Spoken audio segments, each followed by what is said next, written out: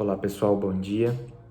É um prazer imenso estar conversando com vocês hoje novamente, né? Dentro desse formato que a casinha está disponibilizando para gente, que são as videochamadas aí. Peço primeiramente desculpa pela inexperiência, a gente está gravando uma palestra dessa forma, nesse formato, especialmente eu hoje, né? Então, estou aprendendo nesse momento a utilizar essas plataformas, então a gente vai trazer para vocês hoje um pouquinho do que já é trazido dentro da nossa casinha e de uma forma que a gente possa fazer das nossas manhãs e das palestras que nós vamos escutar algo que nos preencha e que nos traga conforto nesses momentos de dificuldade que nós estamos passando e qualquer outro momento da nossa vida também. O que eu trago para vocês hoje é uma reflexão sobre o tema obsessão e reforma íntima, para que a gente possa entender esses dois temas, porque não há ninguém que tenha passado por uma casa espírita ou que vá para passar em uma casa espírita, conhecer como funciona as palestras e tudo mais, que não tenha ouvido sobre esse tema, obsessão e reforma íntima. São dois temas que estão na boca de todos os espíritas e que são muito faladas, né? Então a gente vai conversar um pouquinho sobre esse tema, sobre a possibilidade de entender o que eles efetivamente são, como a gente combate a obsessão através da reforma íntima e como a gente vai aprendendo a cada dia. Então, a gente começa entendendo aí o conceito, o que é obsessão. Obsessão, ela é a prática por espíritos inferiores que procuram dominar outros espíritos. Nunca a obsessão é cometida por espíritos bons. Por que a obsessão nunca é cometida por espíritos bons? Porque os espíritos bons, eles não nada nos impõem, eles dão opções para a gente, nos mostram um caminho correto e cabe a nós escolhermos o caminho que nós vamos seguir. Se vai ser o caminho colocado por eles, se é o nosso caminho ou se é o caminho que é colocado aí através das adversidades do dia a dia. Então, a obsessão, ela nada mais é do que uma tentativa de fazer com que nós sejamos dominados e levados a determinados atos. Essa tentativa de dominação só é permitida porque nós temos as nossas falhas morais, né?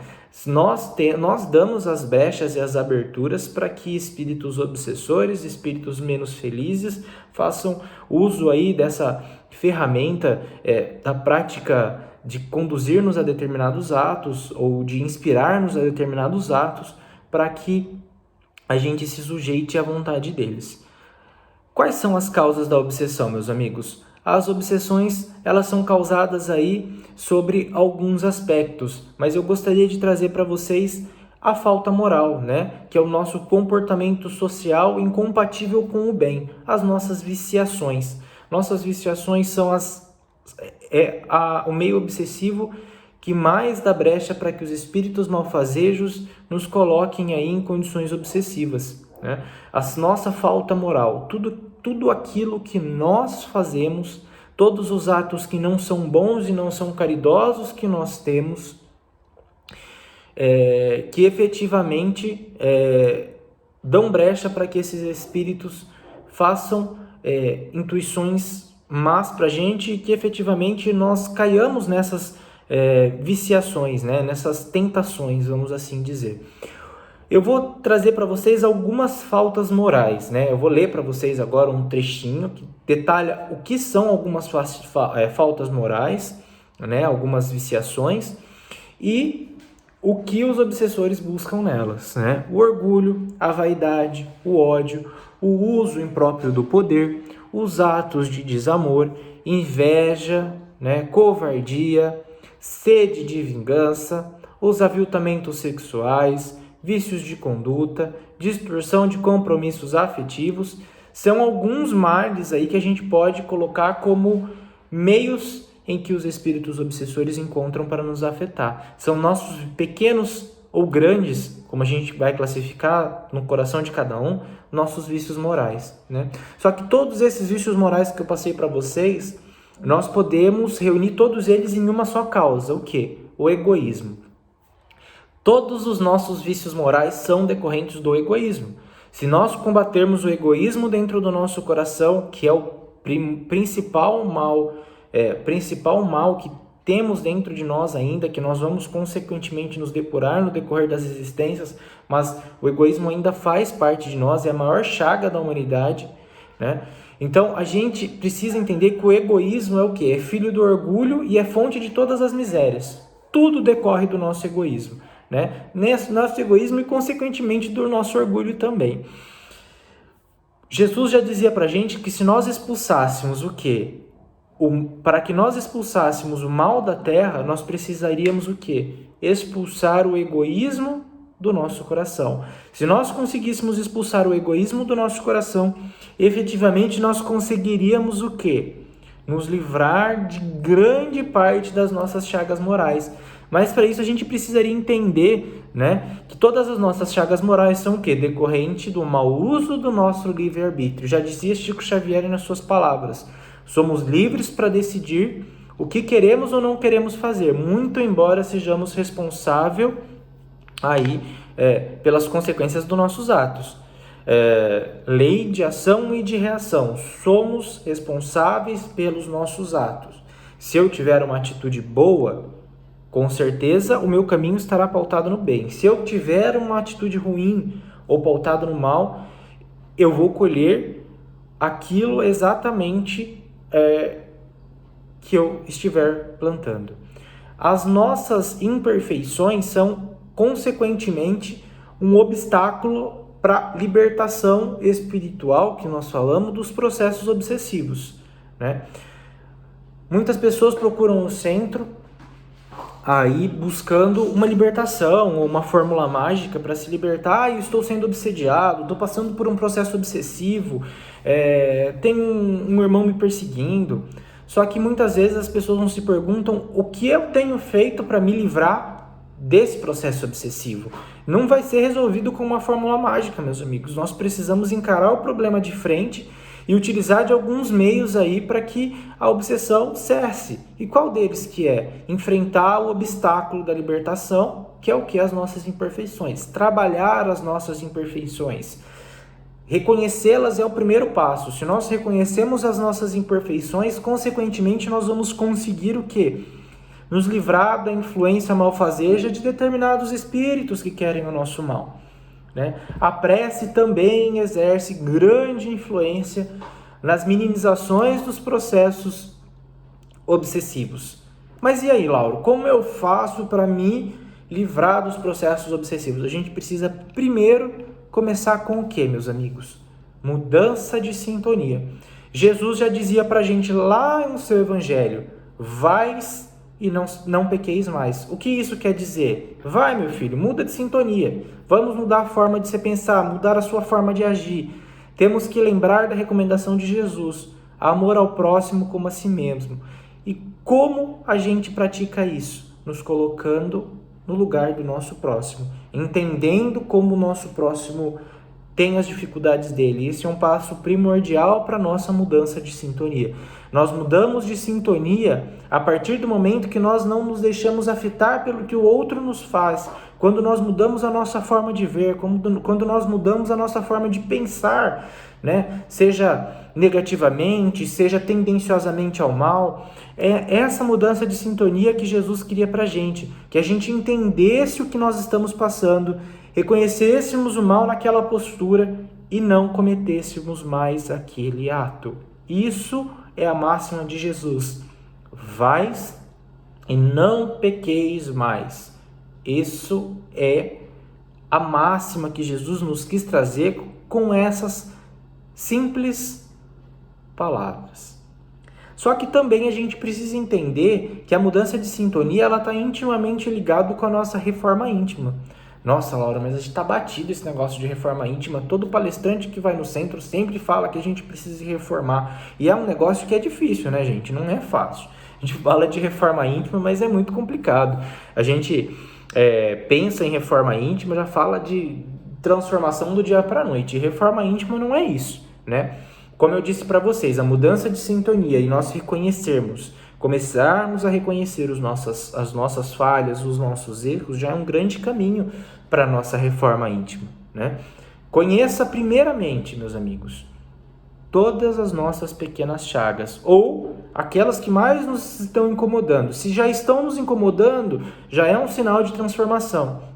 Se é um sinal de transformação, vamos conhecê-las e aplicar as máximas de Jesus, o quê? De não mais cometer os mesmos erros, não pecar mais. Como que a gente pode começar essa prática da reforma íntima, né? Conhecendo a nós mesmos. O processo de reforma íntima envolve um conhecimento de nós, dos nossos erros, dos nossos acertos, do esforço em nos melhorar, aplicando o que as máximas de Jesus em todos os momentos da nossa vida, através do que? Da caridade, dominação dos nossos pensamentos, reforma de condutas inadequadas e o mais importante, enfrentamento dos nossos vícios. Esse é o ponto crucial, né?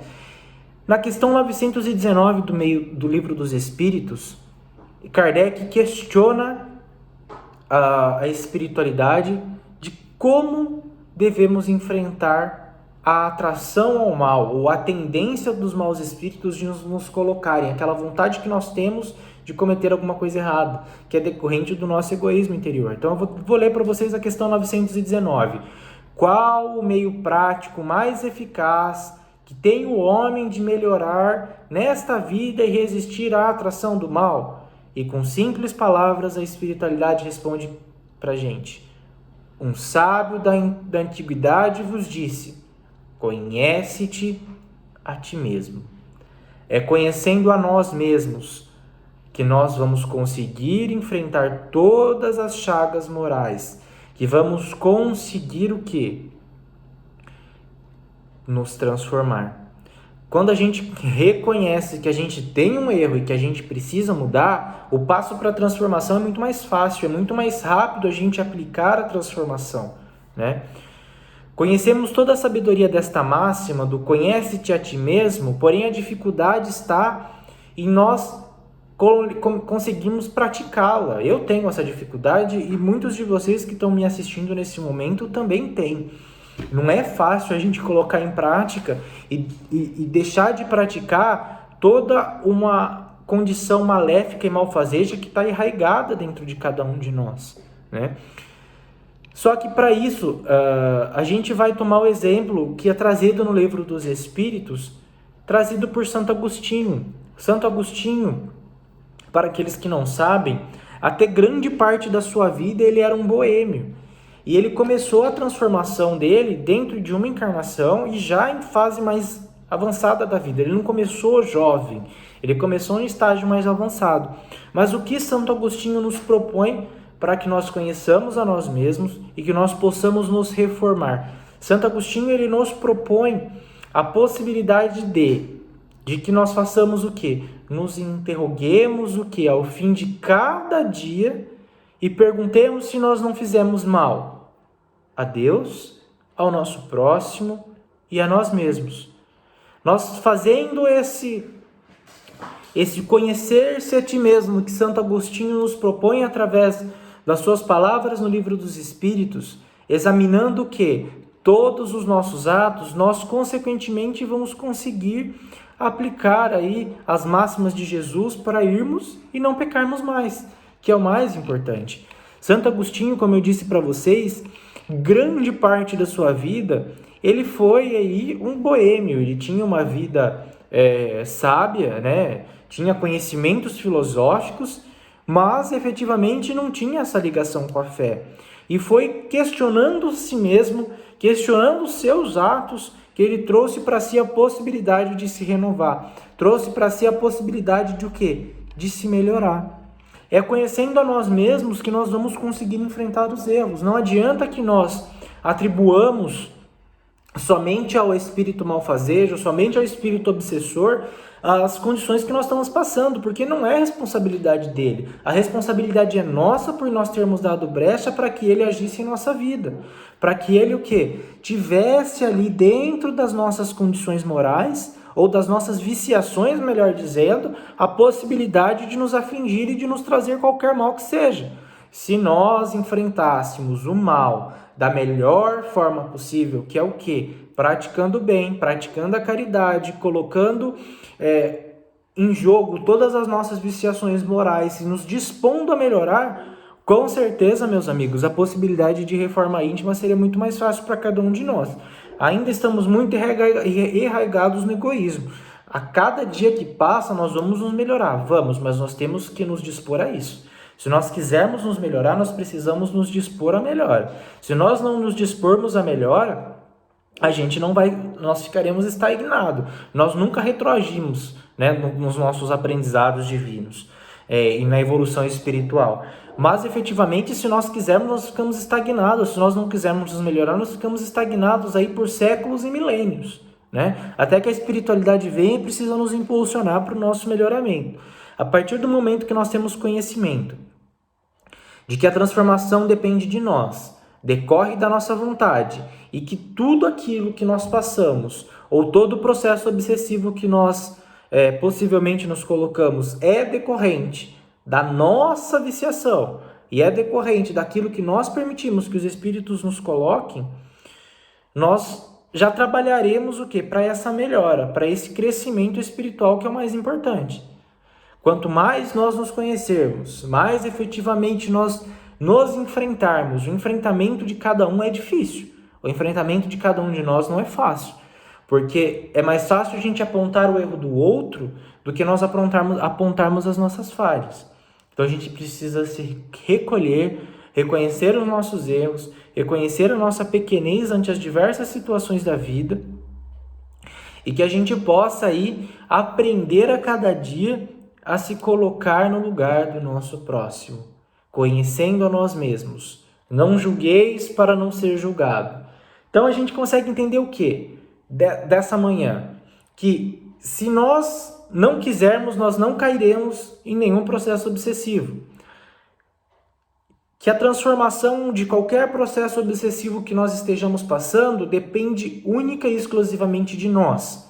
Como? Combatendo os nossos erros, combatendo as nossas falhas, voltando para Deus o nosso coração, fazendo as nossas preces, nos recolhendo no momento necessário e nos melhorando a cada dia. Assim nós combatemos o quê?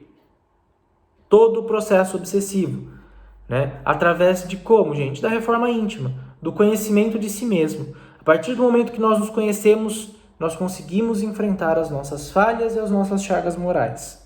E é isso que é o mais importante.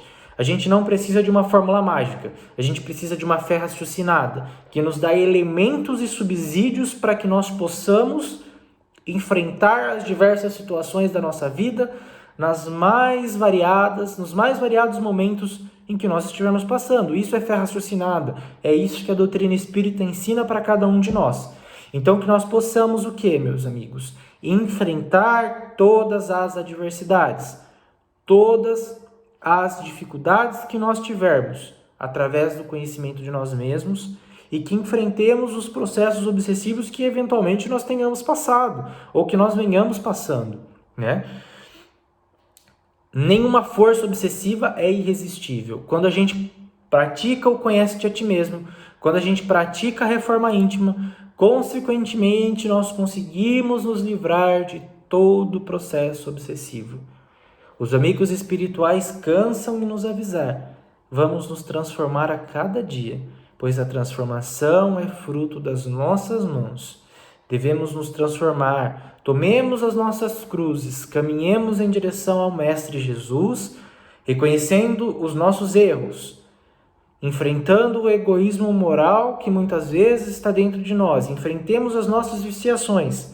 Esse é o caminho para a prática do bem e para a prática da caridade. Esse é o ponto importante que nós precisamos ter. Então, finalizando as palavras de hoje, meus amigos, eu espero que a gente possa tomar as palavras e o ensinamento que Jesus nos disse, vais e não pequeis mais, nos reformando e mudando a nossa sintonia. É o meio mais eficaz de combatermos o quê? Qualquer processo obsessivo que nós tenhamos passado, que possamos tomar o exemplo de Santo Agostinho, que nos dá aí um exemplo muito bom de como devemos nos reformar a cada dia. Se nós começarmos a fazer com ele e nos interrogarmos ao final de cada dia, nós não vamos tolerar pequenos erros nossos e vamos conseguir enfrentar os grandes erros que nós temos. Um passo de cada vez, como já diriam nossos amigos do AA. um dia de cada vez, vamos fazendo um pouquinho por dia. A gente vai ver como nossa vida vai ser mais feliz, como nossa vida vai ser mais alegre, como vai estar mais presente a espiritualidade amiga nos abundando com seu amor, com a sua misericórdia, com a misericórdia divina.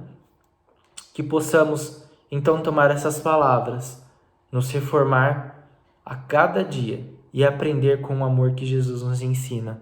Nos lembremos as palavras de Chico Xavier. Somos livres para fazer o nosso destino, mas somos reféns dos nossos atos e, consequentemente, colheremos as consequências disso. Que tomemos nas nossas mãos o nosso caminho e que escolhamos efetivamente ter o melhor caminho, o caminho pautado no amor, o caminho pautado na caridade, o caminho pautado na fé, que é o mais importante. Esses são, meus amigos, as minhas palavras singelas, rápidas para vocês, que a gente possa tomar essas palavras de hoje como sendo uma forma de transformação. Desejo a todos vocês que estão me assistindo que vocês tenham uma excelente semana, que vocês tenham uma excepcional, forma de vida e que nós possamos nos transformar a partir de hoje, que o momento da transformação é hoje, não é amanhã e não foi ontem. O meu grande desejo de felicitações para todos e o meu carinho, que Jesus toque com forte o coração de cada um de vocês hoje e sempre. Obrigado pela atenção, meus amigos.